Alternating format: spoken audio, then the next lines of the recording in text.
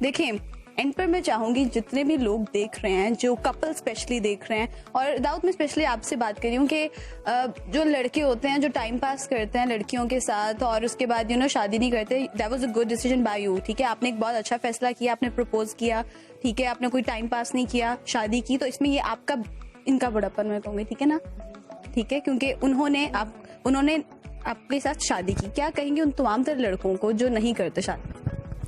जी, अगर उनसे यही कहूँगा कि अगर वो किसी से प्यार करते हैं तो फिर उससे सही तरह करें, उसके साथ सारी ज़िंदगी गुजारें, क्योंकि अगर वो उसको ऐसे यूज़ करके या ऐसे जो भी उसके साथ बातचीत करके उसको छोड़ देते हैं, तो उनको ये होना चाहिए कि हमारे अपने घर में भी माएँ हैं, बहनें हैं, उनकी भी शादी होनी है, वो भी उनके साथ भी ऐसा कोई कर सकता है।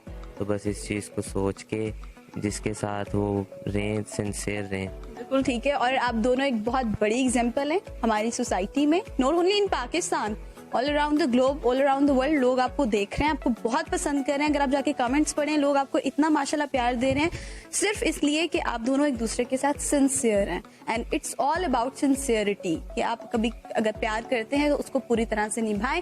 Thank you so much guys, बहुत मजा आया आप लोगों से बातचीत करके, आपकी लव स्टोरी का सुन के मुझे बड़ा मजा आया है, और मैं उम्मीद करती हूँ कि जितने लोग देख रहे हैं उन्हें भी आज इन दोनों से मिलकर एक बार फिर अच्छा लगा होगा। हमें कमेंट्स के जरिए जरूर बताइएगा, और इसके अलावा हमारे चैनल को कीजिएगा सब्सक्राइब। अपना रखिएगा बहुत सारा ख्याल। टेक केयर, अल्लाह हाफ़िज़।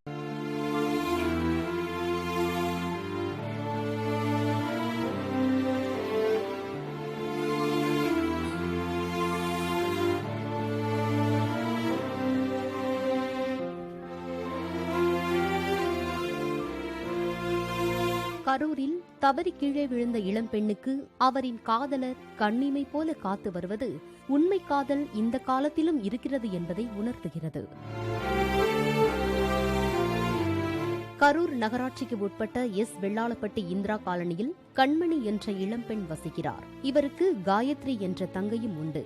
இவர்கள் சிறுவயதாக இருக்கும் போதே தாயை விட்டு தந்தை பிரிந்து சென்று விட்டார். இதனால் பாட்டி வீட்டில் தாயுடன் வசித்து வந்துள்ளனர். இதற்கிடையே புற்றுநோயால் பாதிக்கப்பட்ட இந்த பெண்களின் தாய் கடந்த 10 ஆண்டுகளுக்கு முன்பு இறந்துவிட்டார். பின்னர் பாட்டிதான் கூலி வேலை செய்து தன் பேத்திகளை வளர்த்து வந்துள்ளார். கரூர் அரசு கலைக்கல்லூரியில் பிஎஸ்சி பட்டம் பெற்றுள்ளார் கண்மணி. காயத்ரி தற்போது பிஎஸ்சி வேதியியல் 2ஆம் ஆண்டு படித்து வருகிறார். இந்நிலையில் கடந்த ஜனவரி மாதம் கண்மணி வீட்டிற்கு அருகில் நடந்து சென்றபோது நிலை தடுமாறி கீழே விழுந்துள்ளார். அக்கம் பக்கத்தினர் வீட்டிற்கு அழைத்து வந்துள்ளனர். அப்போதிலிருந்து கண்மணிக்கு வாய் பேச முடியாமல் போய்விட்டது. கையால் எதையும் பிடிக்க முடியாமலும் உணவு தண்ணீர் சாப்பிட முடியாத நிலையிலும் அவதிப்பட்டு வந்துள்ளார். தன் பேத்தியின் உடல்நிலையை கண்டு வேதனையடைந்த பாட்டியும் 3 மாதங்களுக்கு முன்பு இறந்து போய்விட்டார். இதனால் 2 இளம் பெண்களும் தனிமரமாகிவிட்டனர்.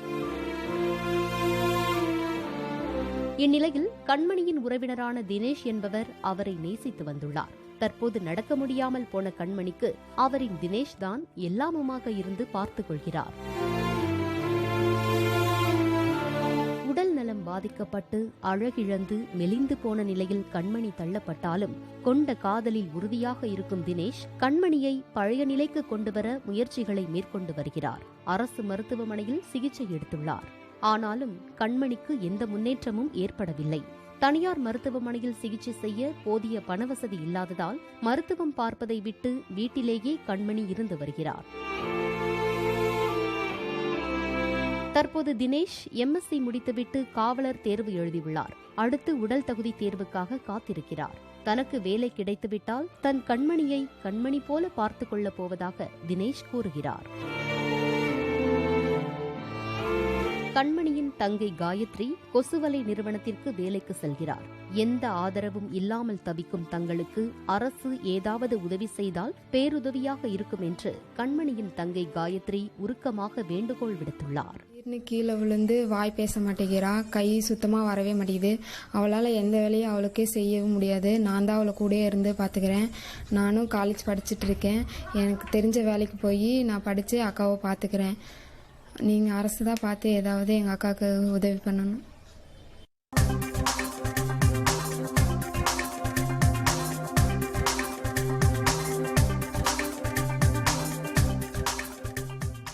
हे दोस्तों, 21वीं सदी की अजीम मोहब्बत जिसकी मिसाल दुनिया भर में नहीं मिलती। पाकिस्तान के शहर लाहौर के दाऊद और सना की लव स्टोरी। पर 2020 को दाऊद को बिजली की तारों से करंट लगा। करंट का झटका इस कदर शदीद था कि दाऊद का जिस्म चंद लम्हों के लिए आग के शोले में तब्दील हो गया। दाऊद का तकरीबन आधे से ज्यादा जिस्म जल गया। डॉक्टरों को उसकी जान बचाने के लिए उसकी एक टांग और 2 बाजू काटने पड़े। उसी दौरान सना भी हॉस्पिटल में उसकी इयादत के लिए जाया करती थी। सना के पेरेंट्स कहते थे कि हमने दाऊद के साथ तुम्हारी शादी नहीं करनी, लेकिन सना कहती थी कि वो मेरा मंगेतर है और हमने पूरी जिंदगी एक साथ गुजारने की कसमें खाई हैं और मैं उसके साथ शादी करना चाहती हूँ और उसके अलावा मैं किसी और से शादी नहीं करूंगी। वो कहती है कि क्या हुआ अगर इसकी एक टांग और 2 बाजू चले गए हैं, मेरे बाजू भी तो इसी के बाजू हैं। दोस्तों, ये होती है सच्ची और वफादार मोहब्बत। 2021 में सना ने दाऊद के साथ शादी कर ली और मोहब्बत को जिंदा रखा और हम सब के लिए एक मिसाल कायम की। पाकिस्तानी हुकूमत और अवाम ने भी इन दोनों की बढ़ चढ़ कर मदद।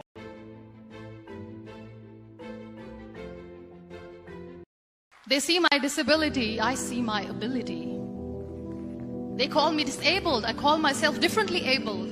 There are some incidents that happen in your life. Those incidents break you, deform you, but they mold you into the best version of you. And the same thing happened to me. I was 18 years old when I got married. My father wanted me to get married. And all I said was, if that makes you happy, I'll say yes. And of course, it was never a happy marriage. Just about after 2 years of getting married, I met a car accident. Somehow my husband fell asleep and the car fell in the ditch. He managed to jump out, saved himself. I'm happy for him. But I stayed inside the car and I sustained a lot of injuries. The list is a bit long, don't get scared. The wrist was fractured. Shoulder bone and collarbone were fractured. My whole rib cage got fractured.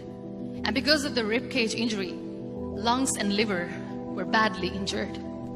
I couldn't breathe. I lost urinary bowel control. That's why I have to wear the bag wherever I go. 3 vertebrae of my backbone were completely crushed. And I got paralyzed for the rest of my life. I finally ended up in a hospital where I stayed for 2.5 months. I underwent multiple surgeries. One day, doctor came to me and he said, well, I heard that you wanted to be an artist, but you ended up being a housewife. I have a bad news for you. You won't be able to paint again because your wrist and your arm are so deformed, you won't be able to hold a pen again. Next day, doctor came to me and said, your spine injury is so bad, you won't be able to walk again. Because of your spine injury and the fixation that you have in your back, you won't be able to give birth to a child again. That day, I was devastated. I asked my mother, why me? And that is where I started to question my existence. Why am I even alive? And that is where I realized that the words have the power to heal the soul. My mother said to me, this too shall pass. God has a greater plan for you. I don't know what it is, but He surely has. And in all that distress and grief, somehow or the other, those words were so magical that they kept me going. One day I asked my brothers, I know I have a deformed hand, but I'm tired of looking at these white walls in the hospital and wearing these white scrubs. I'm getting tired of this. I want to add more colors to my life. I want to do something. Bring me some colors, bring me some small canvas. I want to paint. So the very first painting I made was on my deathbed, where I painted for the very first time. It was not just an art piece or just my passion. It was my therapy. And then I was discharged and I went back home. And I went back home and I realized that I have developed a lot of pressure ulcers on my back and on my hip bone. I was unable to sit.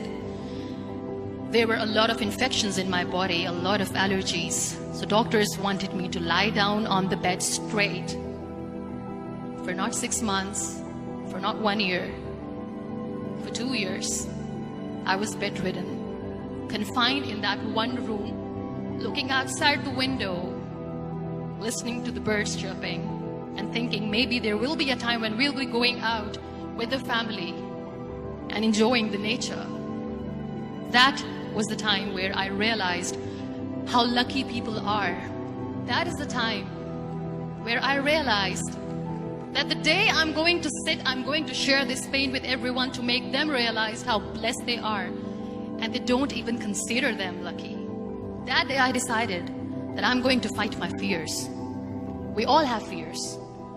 Fear of unknown, fear of losing people, fear of losing health, money. We want to excel in career, we want to become famous, we want to get money. We are scared all the time. So I wrote down one by one all those fears, and I decided that I'm going to overcome these fears one at a time. You know what was my biggest fear? Divorce. I was trying to cling on to this person who didn't want me anymore, but I said no. I have to make it work. But the day I decided that this is nothing but my fear, I liberated myself by setting him free. And I made myself emotionally so strong that the day I got the news that he's getting married, I sent him a text that I'm so happy for you and I wish you all the best. And he knows that I pray for him today. Number 2 was, I won't be able to be a mother again. And that was quite devastating for me. But then I realized there are so many children in the world, all they want is acceptance. So there is no point of crying, just go and adopt one. And that's what I did. People think that they will not be accepted by the people because we, in the world of perfect people, are imperfects. So I decided that instead of starting an NGO for disability awareness, which I know will not help anyone, I started to appear more in public. I started to paint. I decided that I'm going to join the national TV of Pakistan as an anchor person. And I've been doing a lot of shows for the last 3 years.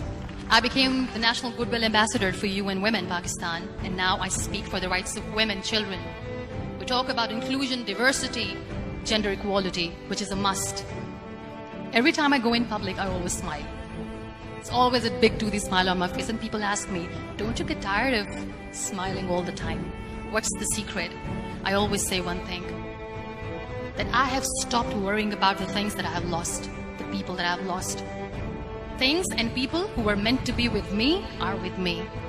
And sometimes somebody's absence makes you a better person. Cherish their absence. It's always a blessing in disguise. Live your life fully. Accept yourself the way you are. Be kind to yourself. Be kind to yourself. I'll repeat, be kind to yourself, and only then you can be kind to others. Love yourself and spread that love. Life will be hard. There will be turmoils, there will be trials, but that will only make you stronger. So when you accept yourself the way you are, the world recognizes you. It all starts from within.